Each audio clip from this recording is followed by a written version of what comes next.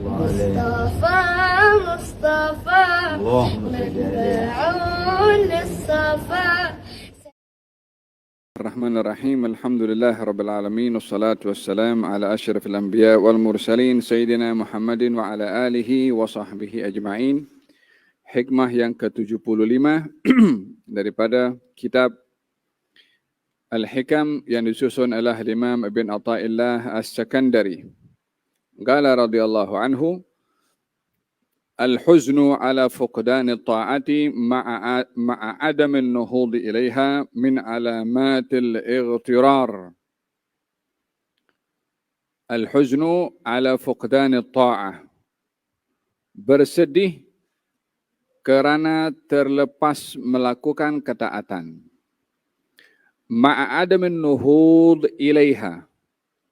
Dalam keadaan ia tidak terpanggil untuk berbuat taat.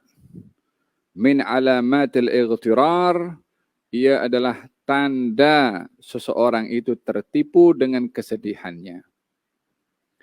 Bersedih kerana terlepas peluang berbuat taat dalam keadaan ia tidak terpanggil untuk melakukan ketaatan itu adalah tanda seseorang itu tertipu dengan kesedihannya. Pada dasarnya sedih dan gembira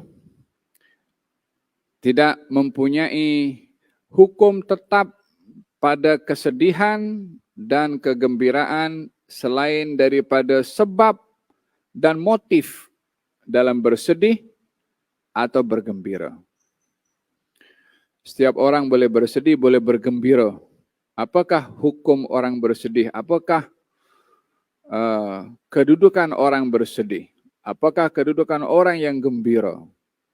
Dia tak boleh dilihat pada aspek itu sahaja. Kesedihan dan kegembiraan tanpa kita memastikan motif kesedihan dan motif kegembiraan.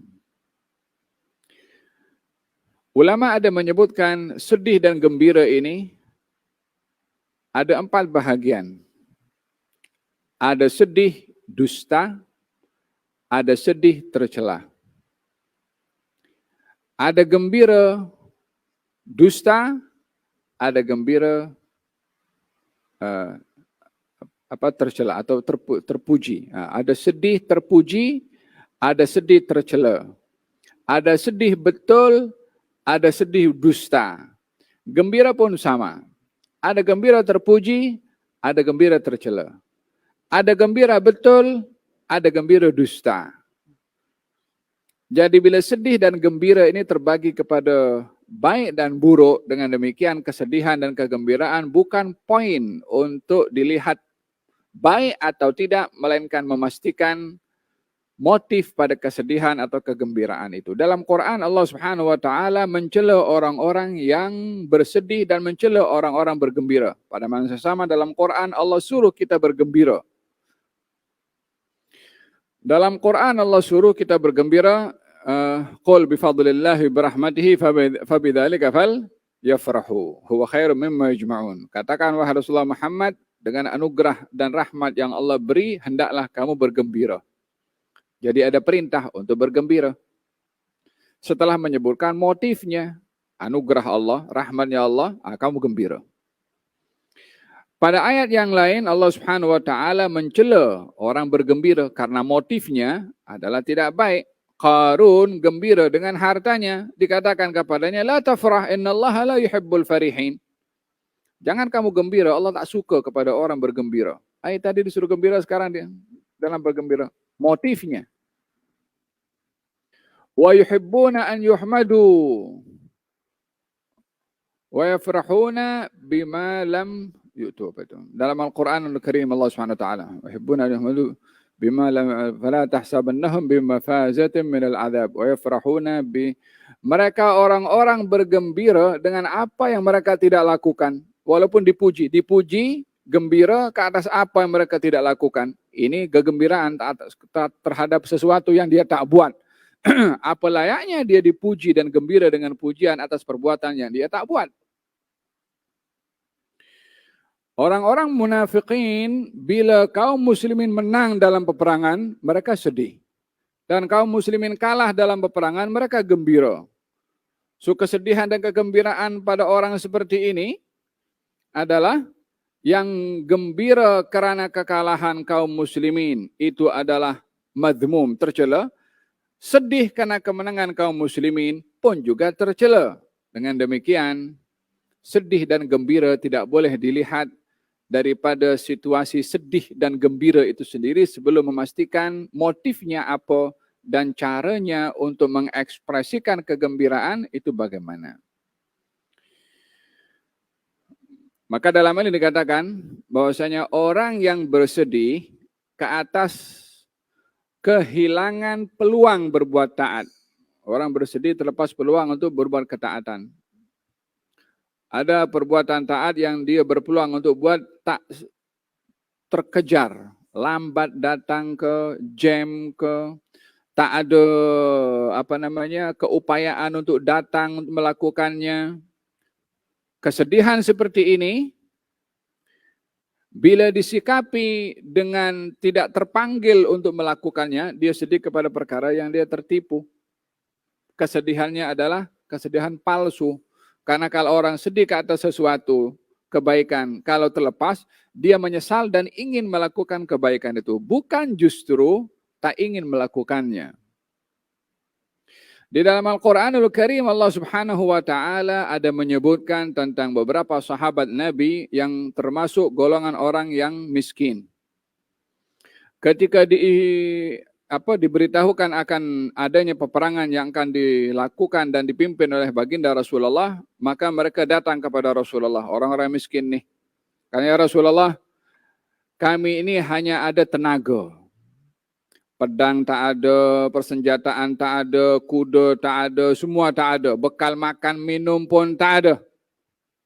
Bolehkah engkau bawa kami, yakni dengan diberi bekal, persenjataan, untuk kami dapat berperang bersama dengan engkau? Kami hanya ada tenaga saat ini, tak ada lebih daripada itu.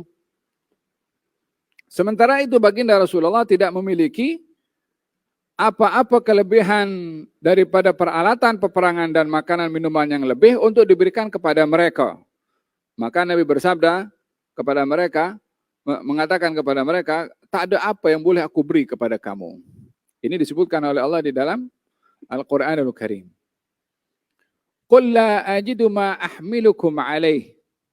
Katakan Rasulullah Muhammad, tak ada apa yang aku boleh bagi kepada kamu untuk kamu boleh ikut bersama dengan aku. Maknanya, tak boleh pergi. Sebabnya tak ada persiapan. Maka mereka kembali, tafidhu a'yunuhum minad dam'i hazanan. Mereka kembali ke rumah masing-masing dalam keadaan menangis kerana sedih. Sedih di sini dipuji oleh Allah di dalam Al-Quran karena motifnya terlepas peluang ikut bersama dengan Nabi dalam berjihad. Jadi kesedihan itu pun dipuji oleh Allah Subhanahu wa Ta'ala bergantung kepada motif. Lihat dalam hadis Nabi Muhammad SAW ada seorang bernama Zaidun Al-Khail. Zaid Al-Khail. Zaid digelari dengan Al-Khail. Al-Khail kuda. Kemudian kata Zaid mengatakan, ya Rasulullah, ma alamatullahi fi man yurid wa ma alamatullahi fi man la yurid. Wahai Rasulullah, apa tanda seseorang itu dikehendaki dengan kehendak yang baik oleh Allah dan orang yang dikehendaki dengan kehendak yang tidak baik. Ada tandanya atau tidak? Tanda orang yang diinginkan kebaikan, diberi kebaikan. Kata baginda Rasulullah, kaifa asbahta ya Zaid? Bagaimana keadaan kamu wahai Zaid? Nabi bertanya kepada Zaid, keadaan kamu macam mana? Katanya Zaid mengatakan, ya Rasulullah, asbahtu inni uhibbul khair. Ya Rasulullah, saya ini suka kebaikan. Wa ahlahu. Dan aku suka orang yang berbuat kebaikan. Dan aku senang ketika berbuat kebaikan karena mendapatkan pahala. Dan aku sedih bila terlepas peluang berbuat kebaikan. Maka Nabi bersabda, hasbuk, cukup. Itu tanda orang yang dikehendaki oleh Allah dengan kehendak yang baik. Apa tandanya? Suka kebaikan, suka orang yang baik, senang berbuat kebaikan dengan keyakinan dapat pahala, dan susah hati, sedih bila terlepas peluang berbuat kebaikan. Sedih akan terlepas, akan peluang berbuat kebaikan, itu tanda Allah sayang kepada dia, dengan syarat kesedihan tadi diikuti dengan semangat untuk melakukan. Tetapi bila kesedihan terhadap perbuatan yang terlepas daripada perbuatan yang baik, tidak disikapi dengan kesungguhan untuk menggantinya, untuk tak terlepas peluang pada kali berikutnya, tak terpanggil untuk melakukannya, maka kesedihan itu adalah kesedihan yang palsu. Kata pepatah mengatakan, berapa banyak orang itu menangis tetapi hatinya keras. Yang nampaknya kalau orang menangis sedih, tapi hatinya keras. Fahim dong? Ada berkenaan dengan hikmah yang ke-75. Nah.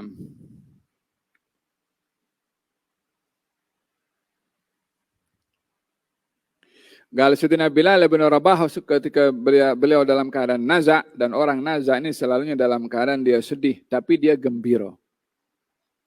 Katanya wa taraba, alangkah senangnya, alangkah gembiranya aku karena akan berjumpa dengan baginda Rasulullah sallallahu alaihi wasallam setelah kewafatannya. Ghadan alqal ahibba Muhammadan wa hizbah.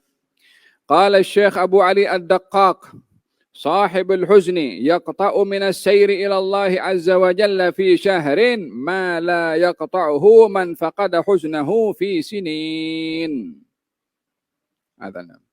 Orang yang dia merasa sedih karena terlepas peluang berbuat kebaikan dalam berjalan menuju kepada Allah, kalau ada rasa sedih, dia boleh tempuh perjalanan untuk sampai kepada Allah dalam jarak 1 bulan, yang tidak boleh didapat oleh orang yang kehilangan rasa sedih bertahun-tahun. Ini kekuatan kesedihan yang memacu seorang untuk beramal, boleh lebih laju daripada orang yang ingin sama-sama beramal kalau tak ada rasa sedih ke atas terlepas peluang melakukan kebaikan. Innallaha yuhibbu kulla qalbin hazin. Allah itu suka kepada seorang yang memiliki hati yang bersedih bila terlepas daripada kebaikan dan membangkitkan untuk beramal. Semoga Allah Subhanahu wa taala memberikan petunjuk kepada kita untuk semangat beramal dan juga merasa sedih bila terlepas peluang beramal, yang memacu kita untuk lebih meningkatkan amal dan kualitinya. Wassallallahu ala sayyidina Muhammadin wa ala alihi wasallam. Alhamdulillahirabbil alamin.